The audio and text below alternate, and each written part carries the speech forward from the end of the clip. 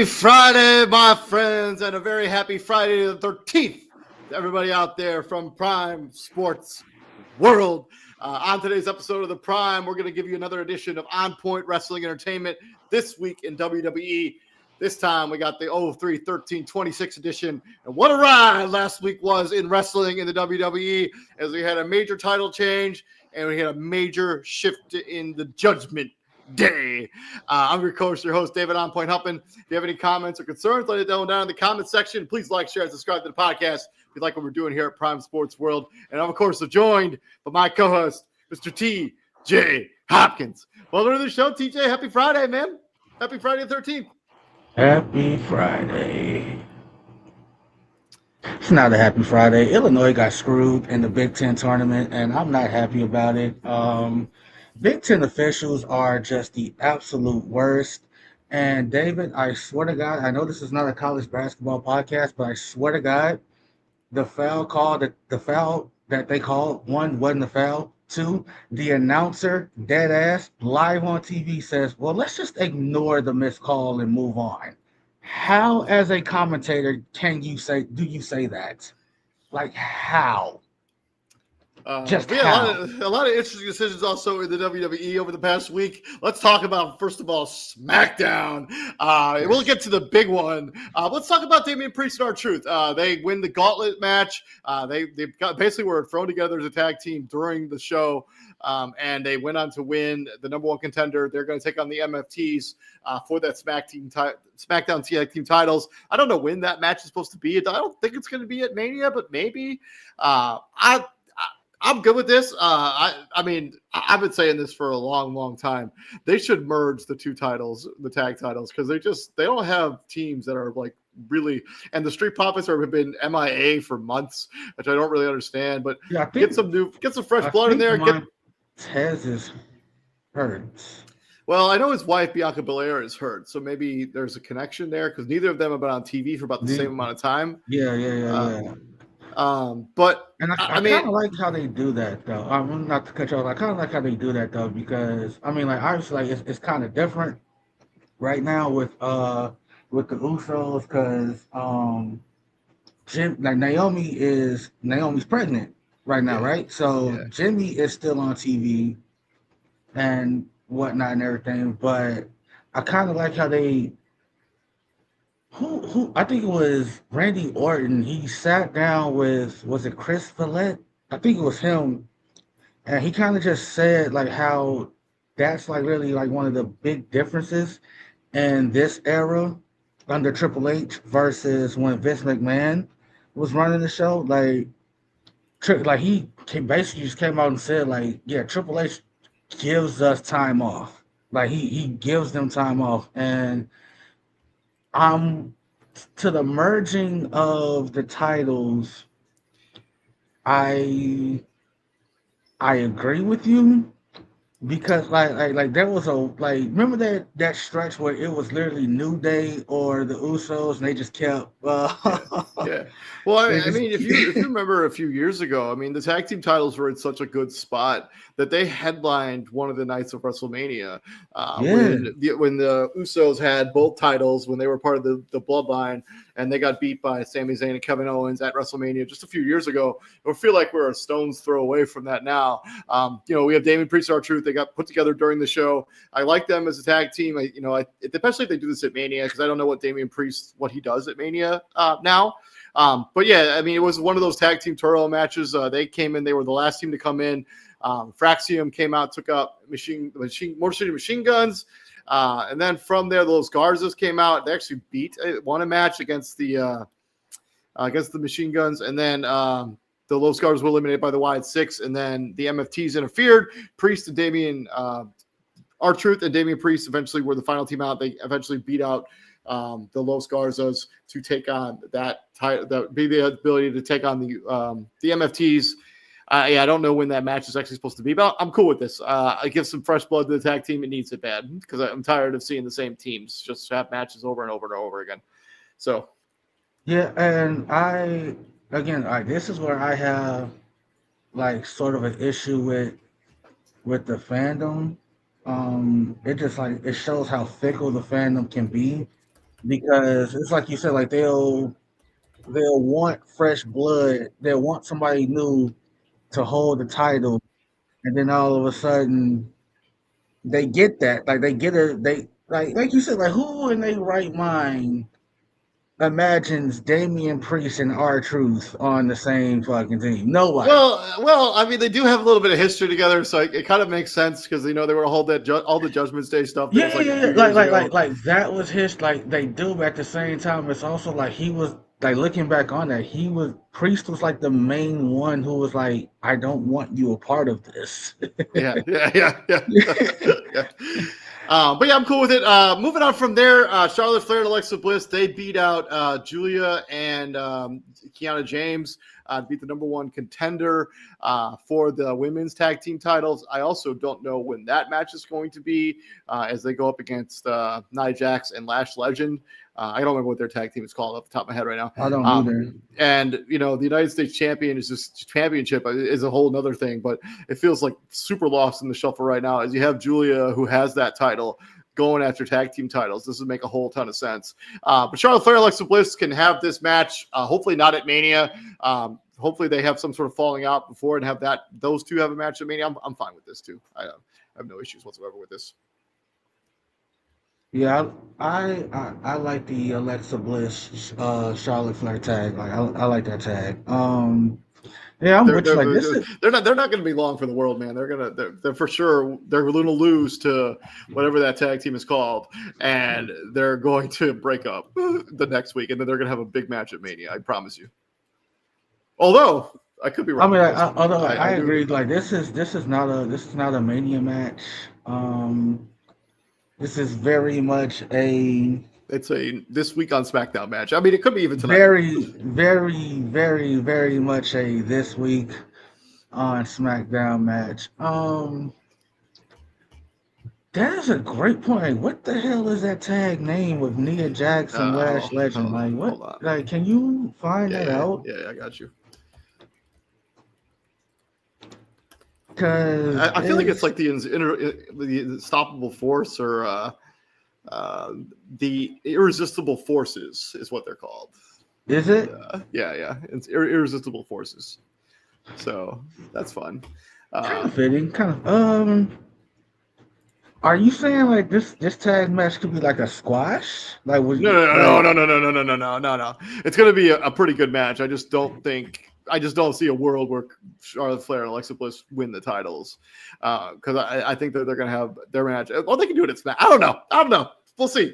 I mean, I guess because the rumor is there's going to be 16 matches on the card. They're going to be 8 matches both nights at Mania, and so just filling out the card there. I mean, it makes sense if you're going to have a pretty high-profile women's match like Alexa Bliss joining Charlotte Flair, a kind of a feud that's kind of been brewing for several months.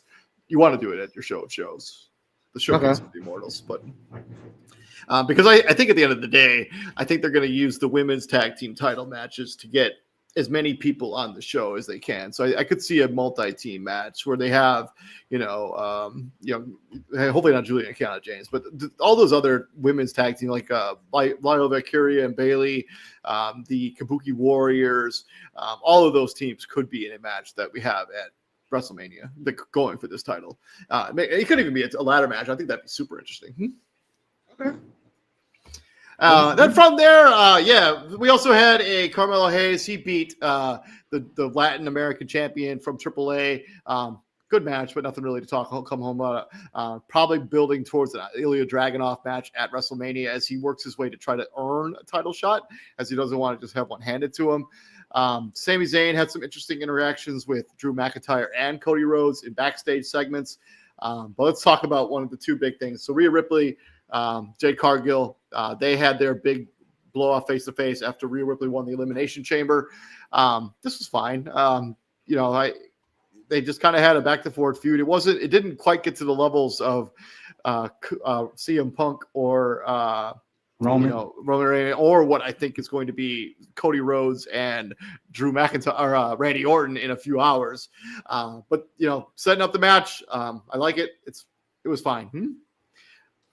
So this is Rhea and Jade, right? Rhea Correct. and that standoff. So obviously, David is not on Twitter or X, whatever you want to call it, like I am. That being said, excuse me, got a little Hennessy flowing right now, and because I'm not going to work tomorrow. I mean, I'm not going to work tonight because I got some heavy shit to do tomorrow, and yeah, I'm going through it right now. That's a little personal. David knows what's going on, but so it is what But it is. the braces do look nice. No, no, not the braces. No, no, no, I'm that, talking about. I know. I'm just saying the braces look good. but thank you. So I'm on Twitter a lot more than David is, and I just so happen to follow WWE Twitter, and that's how I get a lot of my info from wrestling because a lot of the times I'm not able to actually sit down and watch a taping here and there, even though Monday Night Raw is on Netflix and I can literally just pull up last week's this week's Raw and watch it, like watch the replay of it, so on and so forth. But basically, I think it was Liv Morgan who retweeted a video of her pinning Jade Cargill. And Jade retweets that video with a quote saying something else. And Liv retweeted that tweet saying, I already beat you. Just basically saying, like, basically replaying that video. And Jay goes on to retweet that saying, but you didn't beat me clean. We all know this shit scripted, but Man, even in the I'll be honest with you. I do not remember their match together at all. okay, so like Like and Liv Morgan's and Jade Cargill. I do Jay not Cargill. remember. So I like do not remember obviously that match at like all. she won, like she had to have some outside interference to beat Jay Cargill because let's be honest, if this was Why like were a they? straight up, Why were they even wrestling? I want to say it was like right when Jay Cargill was Debut? I mean, because like she not came in. debuting, not I mean, she came. debuting, I mean, but she came in, and then Liv Morgan was on the shelf like shortly after that. Man, I don't remember that match at all. I can't. Like, okay, so like, like I was like it's like it was some outside interference. But to get to the Rhea Ripley point of it all, so a lot of this back and forth was between Liv and Jade, and then Rhea Ripley chimes in, and Jade Cargill responds to her, basically getting personal a bit, saying how Rhea Ripley ran to creative about a year or so ago, complaining about how she was being booked. And Jay Cargill kind of called her out on that because it's like you ran to creative saying, I was like, she's like, what you gonna do? Run the creative again? And like what they said in the ring versus what they say on Twitter, I'm telling you right now, two different things. Um, but basically, like it got the Rhea stands to jump down Jay Cargill's throat saying, "Oh, this is why she got ran out of AEW. Like this is why she's had problems. No, everywhere she's gone. All these. So it basically like the interaction basically sort of turned the women's locker room against Jade Cargill a bit because Rhea said something. Chelsea Green came out and said something, and like it was almost like, yo, why are y'all jumping on her when Rhea? It's well documented that Rhea actually did go to creative with a complaint. I Like mean, that was valid. Rhea Ripley complaining about her creative is kind of nuts. Like Like she's like, and like a lot of people on Twitter were like, Rhea, like if they're like Rhea Ripley's been at the top of the card ever since she debuted on the main roster. Like unbelievable. in That's a some shape or form, right? Like Yeah, she's in like showcasing feuds constantly. Um, constantly. So but it's like it put me in the mind of when like remember like the Total Divas era, like when all like and AJ was complaining about that. Yeah. And then here comes the new batch. Here comes Charlotte. Here comes um Sasha Banks, and here came Naomi. And they all in some way, shape, or form impacted the women's division, and they definitely booked Charlotte a lot more favorably than the other two. Not saying Sasha Banks didn't have her own success, but by the time Charlotte was 3 years into the main roster, she had already been like an 8-time women's champion. She was insane. I think she's got 12 now. Like, which is Like insane. she's only like a few So, away from her dad. so But like they hot obviously, like, potato those women titles a lot more than the like men's side. But this stand like this in ring confrontation right here. Well, one, it like creative. This was literally the only direction for them to go because you can't have Liv Morgan and Stephanie Vicaire beef the way they do it and have Liv Morgan just choose Jade Cargill. yeah, That's stupid, right? It's like I don't even know why I don't even know why that was a whole segment. Like Liv Morgan, she won the chamber, right? Yeah. no. Liv No, Morgan won Royal the Rumble. Royal Rumble. Yeah, She wins the Royal Rumble, and then all of a sudden it's like, oh, who is Liv Morgan gonna choose when she's literally had 99% of her interactions with Stephanie Vicaire, I mean, especially and but she's on Raw already. she's on Like, Raw already, and she yeah. has minimal interaction with Jake. That segment made no sense whatsoever. So it's almost like, yeah, just book the fucking match already. This one right here, I have a like. I don't know how personal it's gonna get. Like this Friday will tell us. Tonight will tell us a lot if Well, they they're have a not segment. there. So we're gonna get to that, but Jade Cargill is supposed to have a match against Michin that she will for sure win, and I imagine Rhea Ripley will attack her after the match is over, and we'll just continue to build the feud going. I think a lot of what I think a lot of what Jay Cargill was going through is what Nia Jax went through when she got. Remember how like Nia Jax was like, Well, I mean, I don't think we're comparing apples to oranges here because Nia Jax was actually hurting people in the ring. Like she was when she first debuted, she was a yeah, she was sloppy her. worker. So like that's not, like She was a sloppy worker when she first I'm more debuted. It so. wasn't until she came, like she actually had to get released, and then when she came back, she's been like a totally different person. She's been more refined and Yeah. like it's unfortunate because like she just can't shake that tag. And I was more so along the lines of Jay Cargill being quote unquote sloppy versus her hurting people. Like I haven't seen her really hurt anybody No, on. no, me either. Like, I haven't like and that's for both. That's for AEW and WWE. I have no stories of Jay Cargill hurting. No, she's been a relatively safe worker most of their time that's been in the ring. So, and then from that one, so we had a really cool segment with Randy Orton and Trick Williams. I do think if Randy Orton wins the title at Mania, I would love for Randy Orton and Trick Williams to have the feud, that be their first feud. I don't think Trick Williams would win that feud, but I think it would elevate Trick Williams because he's brewing for big things. But the thing that people are talking about today, or at least since it happened, is Cody Rhodes defeating Drew McIntyre and winning the WWE title with some help. Obviously, there were shenanigans in this match. Obviously, Jacob Fatu got involved in this match and basically stopped Drew McIntyre from using the steel chair. Cody Rhodes ends up going on, winning the cutter, wins the Crossroad. And I think this is probably going to lead to a eventual Cody Rhodes heel turn.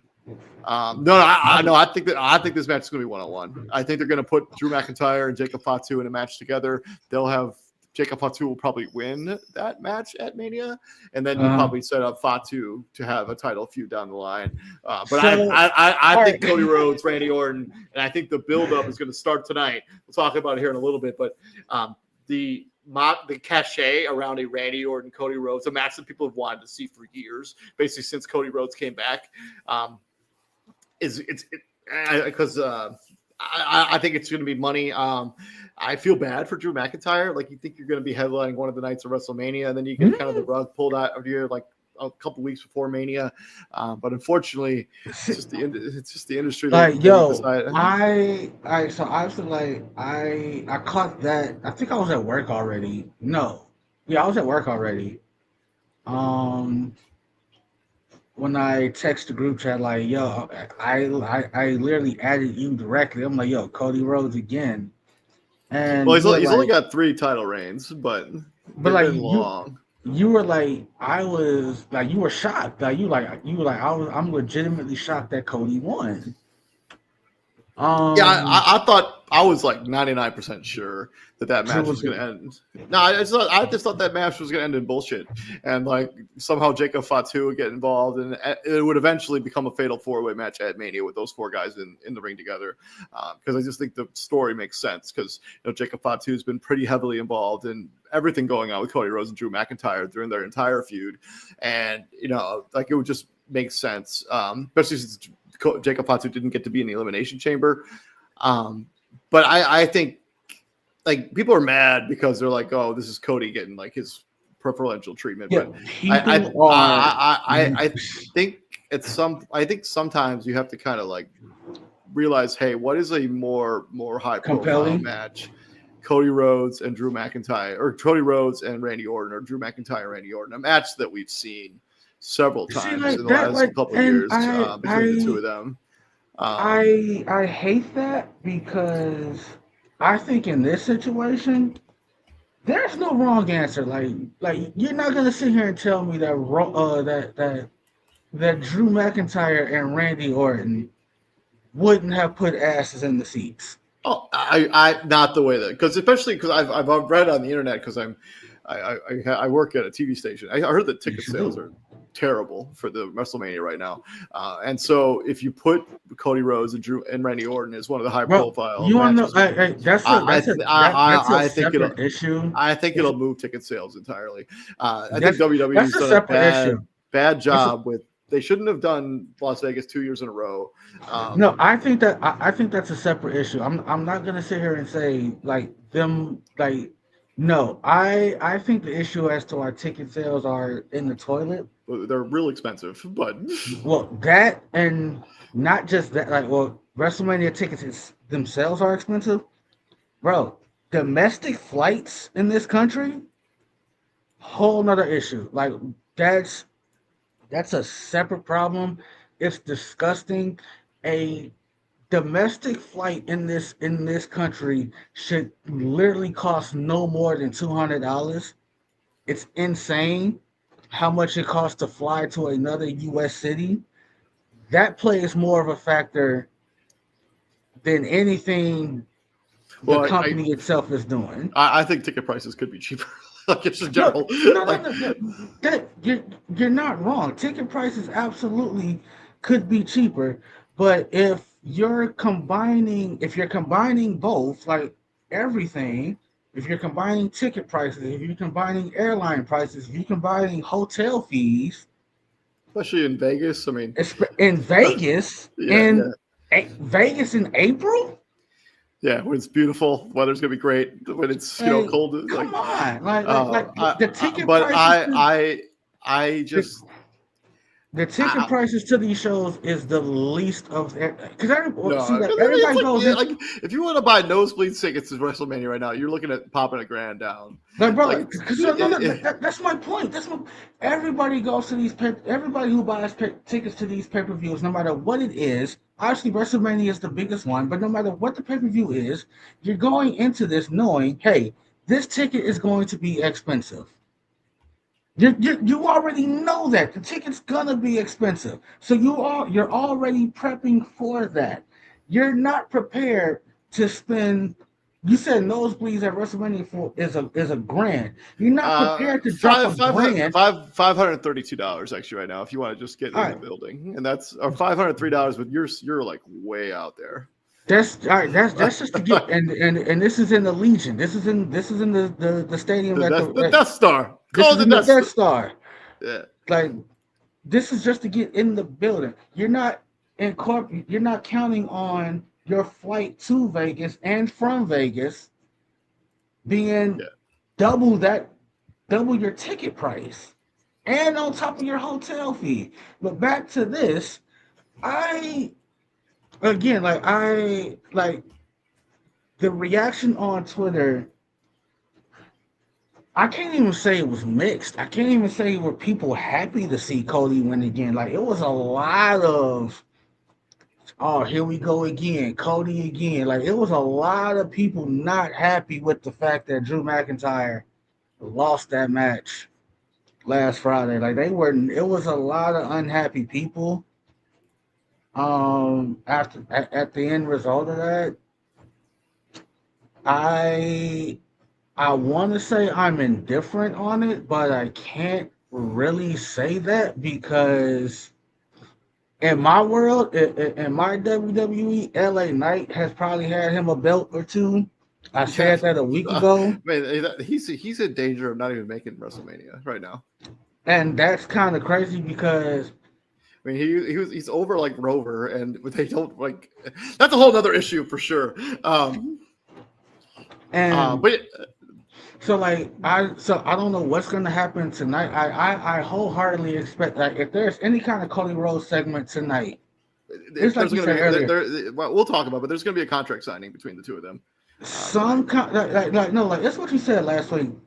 This match is gonna by the time WrestleMania gets here and it's March 13th, WrestleMania is probably what, about a month away, maybe less. Yeah, I mean, When's we got 5 weeks, five, all something like right, that.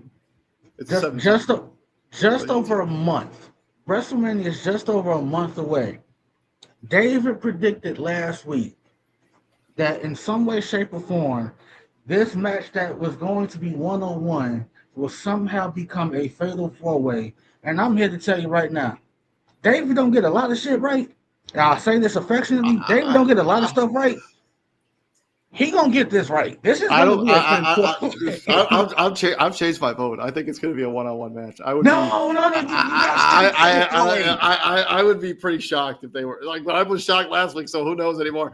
I would be legitimately pretty shocked if this ends up becoming anything but a No, one-on-one Randy Orton and I, Cody Rhodes one-on-one I match, say that mano a mano. affectionately. So, Like I say that affectionately, right? Like David don't get a lot right. Like, and it's not his fault. It's really not, because David is an agent of chaos. David loves madness. So his predictions, the reason he gets a lot of stuff wrong is because his predictions just be so off the goddamn wall. It's him throwing stuff at said wall and hoping it sticks, and it just doesn't. Like right when he thinks he got it, it slides down just a little bit, gives him yeah. a little bit of hope. It slides down a little bit more, then it falls off. That fatal Uh, four-way prediction is not entirely out of the realm I'm of telling you, it's not happening. possibility. Moving on from there, let's talk about Monday Night Raw. Bailey wins the number one contenders gauntlet match to be for the women's intercontinental title match. I do not think that will be at Mania either. But Bailey, AJ Lee, probably on a Raw episode between here and WrestleMania, because I still think that's going to be Becky Lynch versus a rematch at WrestleMania. But this is probably a dream match for Bailey. She's probably always wanted to go up against AJ Lee. She gets the opportunity and puts Bailey in a kind of a, because she's kind of just been treading water for a few months now, puts her in a kind of a showcase piece. Probably will headline a match at Raw on Raw at some point between now and then. But I'm glad you brought it up. So I've been meaning to ask this. So like again, when the new era kicked off, this was well over a decade ago, right? yeah, When yeah. Sasha, Yeah, um, they debuted in like I want to say like 2016, maybe yeah, even like so, longer. so Sasha Banks, Naomi, Bailey, Well, Charlotte Flair, like Bailey, actually, Naomi was even before that because she was part of the Funkadactyls, I'm talking about, way back in the I'm talking day. about in ring. I'm talking about in ring. I ain't talking about no valet shit. I'm talking about in ring performing, actually, actually doing stuff. I'm not saying the valet stuff you ain't doing nothing, but you already know, like that's different than going out there and putting on the full fledged match. You get what I'm saying, right? Like how, as a fan for you, like how is it seeing the Baileys, the Charlottes, get at that stage where they're putting other talent over. You get what I'm I saying? mean, yeah, I think it's great. I mean, it's the changing of the guard, right? When we had back in the day, I mean, we had AJ Lee kind of doing this for she was For already gone them. by then. Yeah, she was already Which gone by then. So this is like the Italia area or like Mickey James or man, I can't really think of anybody else that was like established at that point. But I mean, mhm. we were seeing a little bit now. We got Lionel Valkyria, Io Sky. Those are pretty young and up and coming wrestlers. Raquel Rodriguez. Um, who shockingly, yeah, Ivy Nile was another one. He's young and up and coming. But yeah, Mhm. Bailey got she won a match with the Bailey to Belly, and that's pretty rare if you're a aficionado when it comes. She doesn't win matches a lot with that. She usually wins with the Rose Plant when she beat Ivy Nile, and then yeah, she beat Asuka with the Rose Plant. I mean, and then Asuka is another one that came up just a little bit after that first group of women. Like Um, Oscar to me, she like Oscar and to her male counterpart like Shinsuke Nakamura, like to me, like they're different because they were already established elsewhere. Like wrestling fans, like if you follow like New Japan and whatnot, like you already knew who Oscar was before she even came over here. But your point still stands. Like I'm sorry to cut you off. Continue. But yeah, I mean, it's I think that just the change in the guard and wrestle as a whole is really good for the organ. Like we're seeing a lot right now. What's going on with like we're gonna talk about Obafemi here in just a second. But I mean, Obafemi, we got the two guys on uh, SmackDown with Kevon Evans and Trick Williams, and then you also have. Man, I can't think of anybody else out there right now. I mean, and then you have Braun Breaker when he finally gets healthy. He's going to be pushed to the moon. He's kind of like that next era. He's only 26 years old too. And I think it's whenever you have like these changes of the guard. I mean, we've seen it right now with Stephanie Vaquer having the women's title right now, and we see it on the other brand with Julia having that women's United States title that she refuses to defend. But He says that that she just refuses to. anyways, but yeah, I mean, anytime you have a big time pro wrestling program like this in format, I mean, it's going to be you need to have stars that are going to be up and coming. I think WWE's done a good job through developmental and making those. So they haven't done a great job with Jordan Grace. I kind of thought she would be like in the main event scene by now because she is really good. If you've seen any of her work in TNA or Ring of Honor, like she's real good. Yeah. But yeah, I mean, Bailey gets an opportunity to go up against AJ Lee. I think that's going to be a dream match for her. We'll see what ends up coming out of it. I think eventually, Becky Lynch comes out after that match, and that's probably the match we're going to get at Mania. And Becky Lynch will probably get the title back at WrestleMania, as after AJ Lee got her her homecoming celebration in Chicago, her pseudo home. And then from there, Penta defeated El Grande Americano. Not much to talk about there, but what we do got to talk about is the Judgment Day. After years and years and years where it felt like the Judgment Day was going to be on thin ice, was going to fall apart, it feels like we're finally pulling the trigger on it. Finn Balor, he gets pushed by Dominic Mysterio. He hits a perfect Pele kick. Let's not forget, man, Finn Balor is so talented. Balor is stupid athletic, bro. Yeah, man. And then he was gonna hit. He's like 45 years old too. Like bananas. The dude looks like he's in his 20s, man. And then he was gonna hit the swing blade on Dominic Mysterio because he turned on by JD McDonough. They tackle him to the ground. They take him out. They throw him out of the Judgment Day. I think this is going to be the segue for Finn Balor's face turn, going back to his old entrance and his old music, and probably a match at Mania against Dominic Mysterio. With hopefully we'll see the Demon come back. But this has been brewing for years. It feels like the right time. It feels like the right feud. And I guess we'll see what happens moving forward. But it was time for the Judgment Day. I mean, it felt like it's been time for the fact that they've been able to keep that group relevant even while they were crumbling at the seams has been very fun to watch. And I think what's also lost in this is they've held every title. They've held every title. Like Damian Priest was WWE champion or whichever one he was. Yeah, he had the heavyweight. Yeah. All right, so heavyweight champion. Rhea had the women's belt when she was there. As a faction, they've had tag titles. Now Liv Morgan has had the belt. They've had the women's tag titles. Yep. And then Dom was Dominic the had IC Intercontinental, title. and he still got that AAA title that he carries around. But So yeah, so like it's like you kind of like to your point, like it got to like I don't know what the because quote I unquote.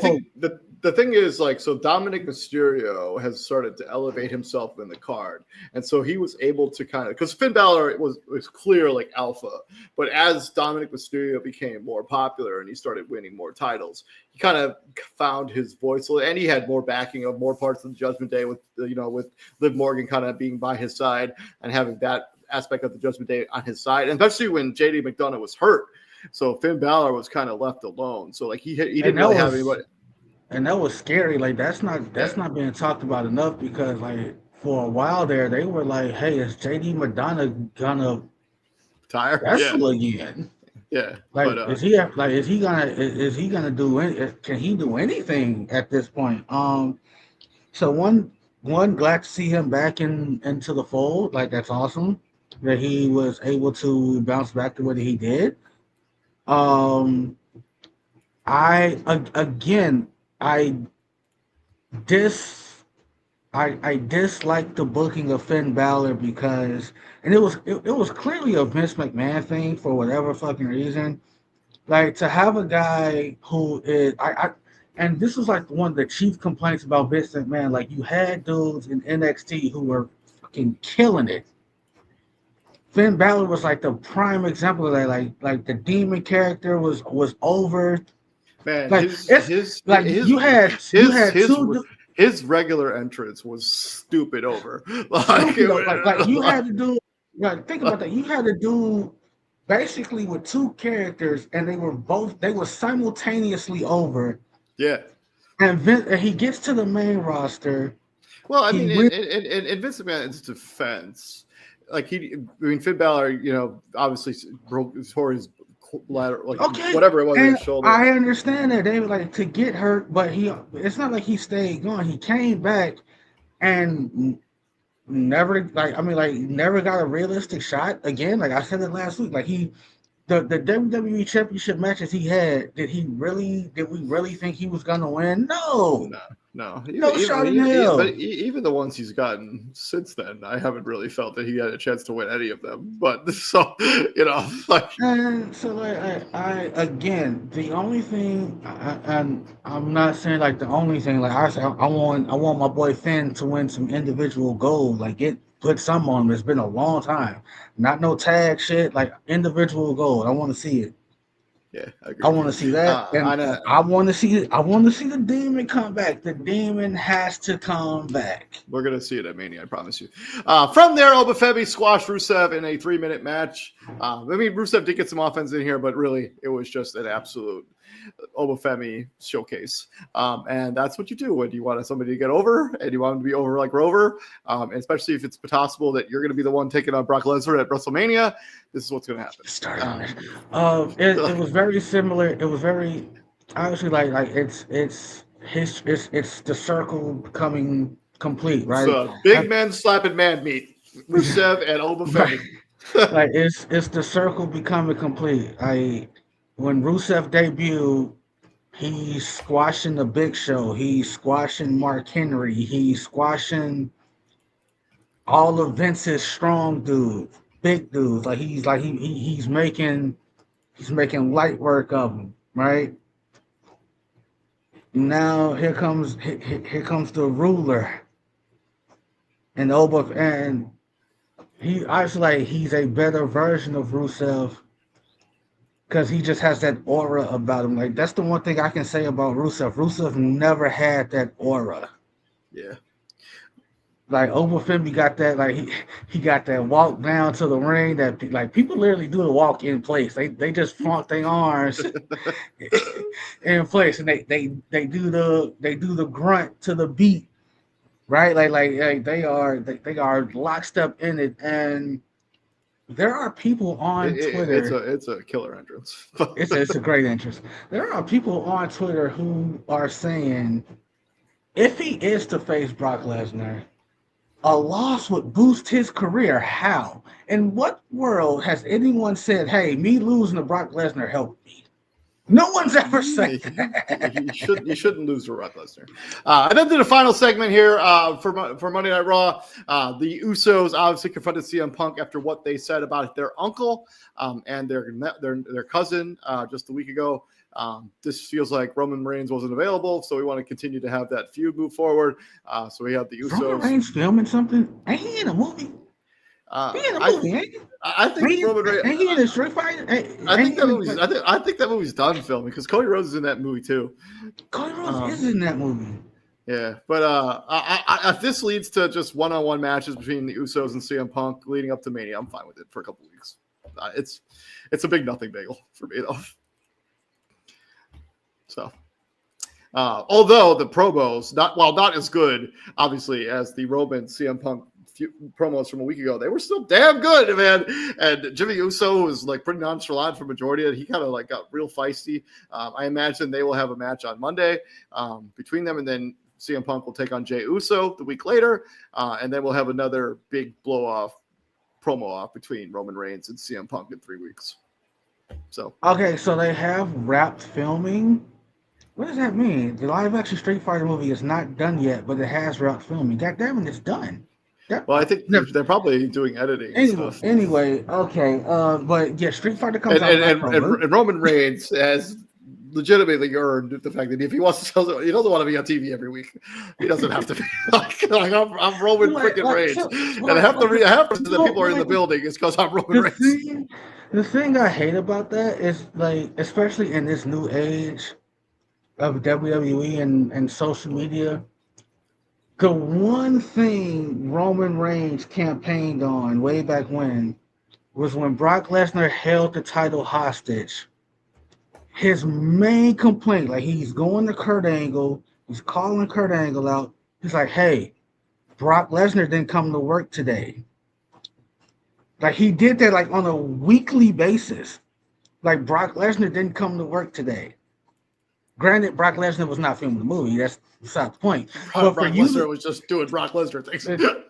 Hey, Brock Lesnar's doing Brock Lesnar things. Absolutely right. But like for you to like, there's a percentage of the fans who are like, "Hey, kind of pot calling the kettle black there, Roman, because you don't come to work all the time either." And I'm not one of those people. The Roman Reigns character, the character that Roman Reigns is playing right now, is as good a character as I can ever remember in wrestling ever. Me personally,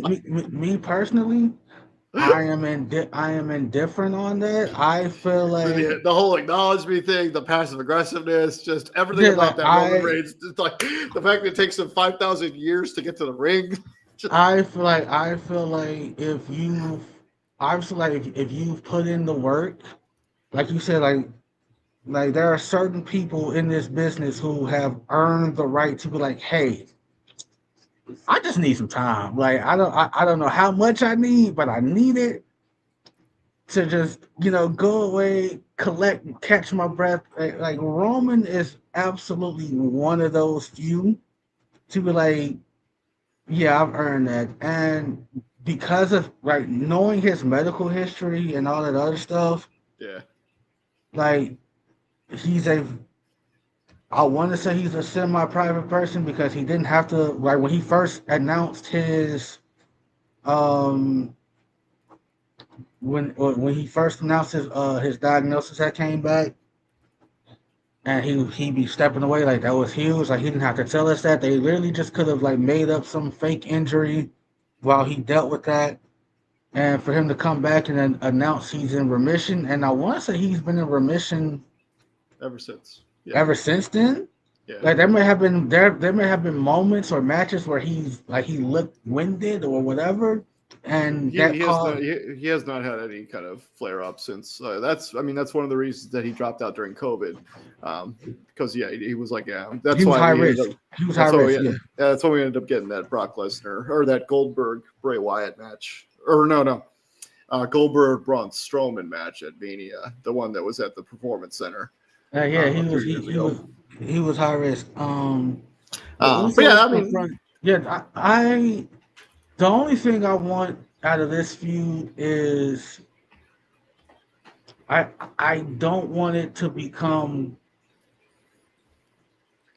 I don't want it to blur lines. I mean, like it makes for great storytelling again because you got Roman Reigns literally telling this man to his face, like they using real names. They call each other yeah, Joe and yeah, Phil, and yeah, yeah.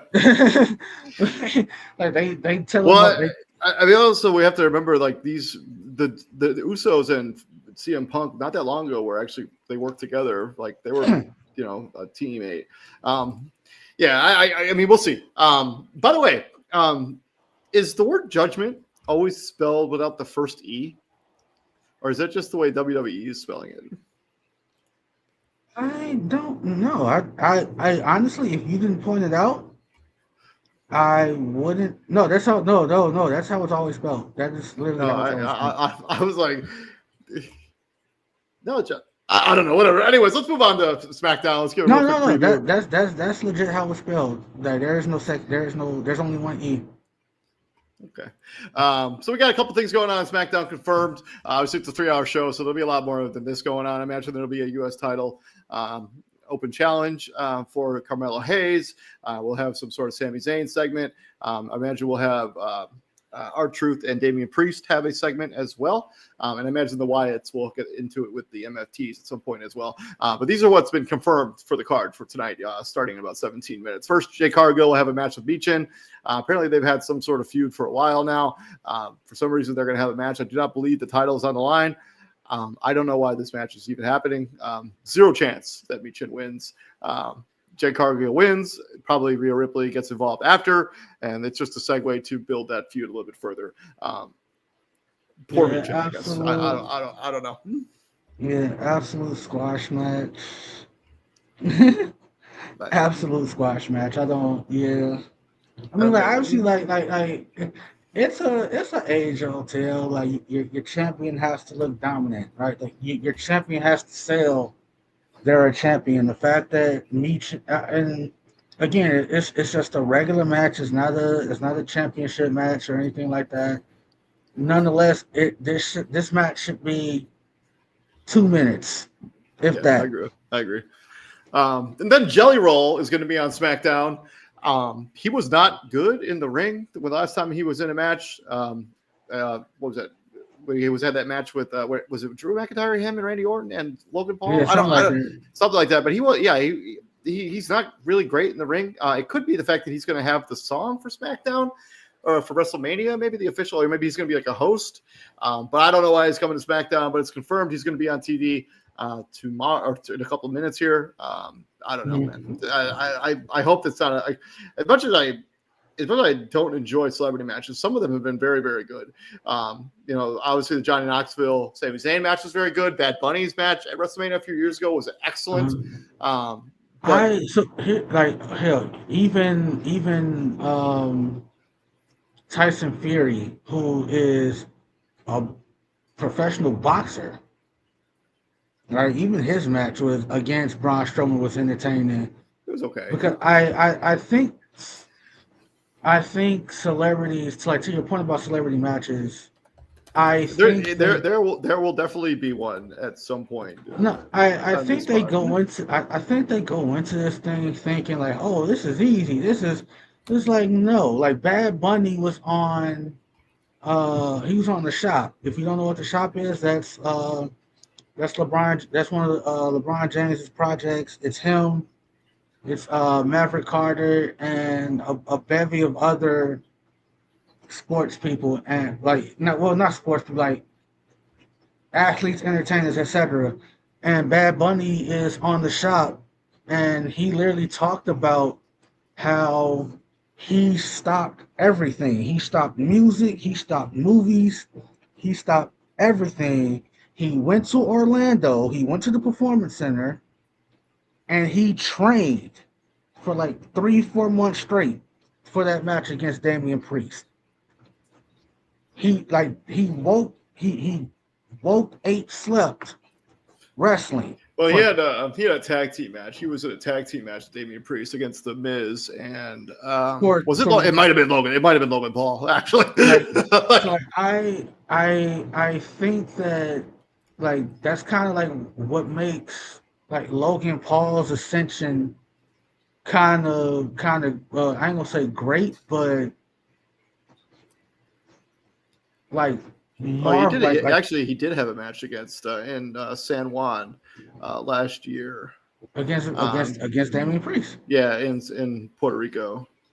And but that but his debut match was against The Miz and someone else. But it's like John Morrison and The Miz. That's a throw. Yeah, that's a name right there. 2001, man. Oh wow. But like that match against Damian Priest, like when it's there is no tag person for you to lean on. It's you, him, 1-on-1. Like this is all on you. He said he went to Orlando. He trained like 3 months for that match. And a dude like Jelly Roll, like one thing about Jelly Roll, he's lost a considerably amount of weight. He's lost. He must have lost 200 pounds. He easily, and that's on the low end. And 300. Shout out to him. You just looked it up. Yeah, 300. Great. Like he lost a insane amount of weight. You lost like 2 people worth of weight. Worth of people, and like maybe not me and TJ people, but other people. But like to lose 300 pounds, and not just lose it, but keep it off. Yeah. Like is a feat in itself. I don't think a person like Jelly Roll, and there's nothing against him. It's just like like these celebrity matches. They not for everybody. Like WWE don't need to slap every celebrity in a match. Like the matches with Shaquille O'Neal or the segments with Shaquille O'Neal, hella entertaining when he was younger. That match you had at AEW. Right? Like I don't even remember who it was Cody Rhodes and his wife, I think, right? Versus Jade Cargill and Shaq. that match is it's a thing. It happened. It happened. Anyways, yeah, I don't know what we'll see. And then obviously the big one is the Randy Orton's contract signing. Probably will be the main event.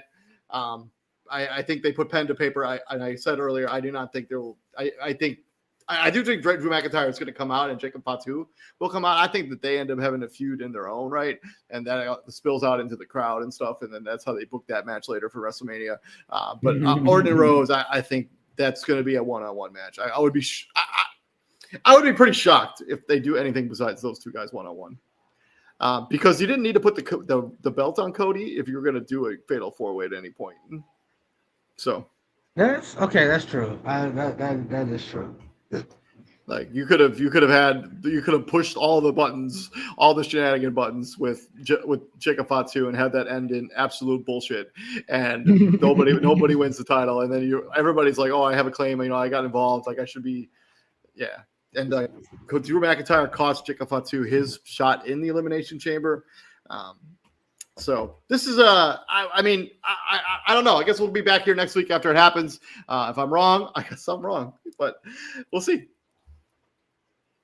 No, that's an interesting point. Like if you're gonna make this fatal 4-way, there was absolutely no reason to take the title off of Drew. Like that's a great point. I'm still I'm dying on that hill, but that is a great point. That is great. But we'll see what happens. We'll be back here next week with This Week in the WWE On Point Wrestling Entertainment. This is the 03/13/26 edition. We'll be back next week as well with more NFL content, and also we're going to try to get into some UFL stuff. We got to talk about the Ravens kind of being super shady, if you want to believe the rumors. You say if you want to call it shady, man, I don't know what else you can really call it, man.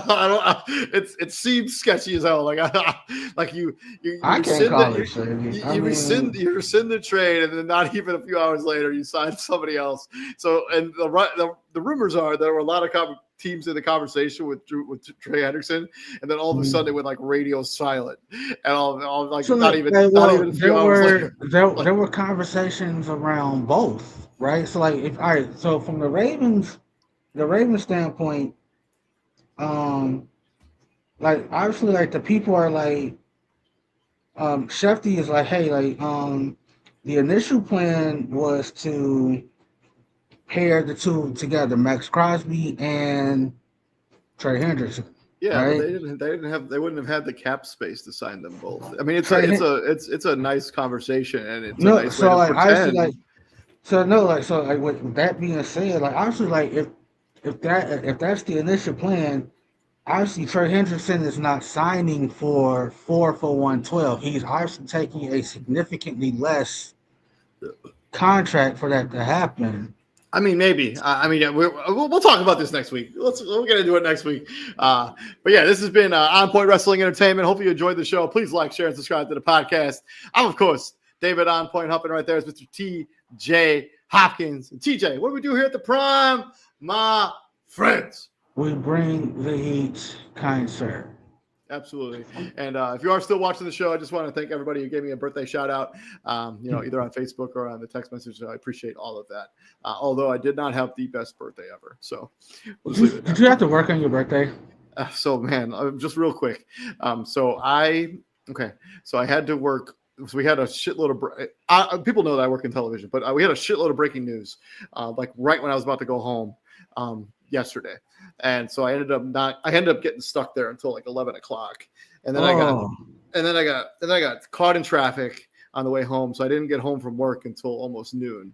And then I went to the Y and played some basketball at the Y. There was nobody at the Y besides me, which kind of sucked. I came back home and I was kind of just taking a nap because I was pretty tired. I woke up. I just kind of did some stuff around the apartment. And then my boss calls me. And the guy who produces the 5 a.m. show, who comes in at like midnight, has like migraines and had to call off. And so I had to go into work at midnight. So I had to go to bed at 5 o'clock. So it means I got to spend basically 3 hours of my birthday not at work or sleeping. Wow. So that's awful. So yeah. But yeah, trying to keep good spirits. But yeah, I was planning on doing all this stuff with my parents and stuff. I had to cancel all that stuff because I was like, I have to go to bed. Sorry, there's no way. But yeah, we'll make up for it over the weekend or something. Figure it out. But I'll see you guys all later. Y'all have a good night and stay safe out there. We'll see you guys next week. We're talking about NFL free agency for sure. Peace out.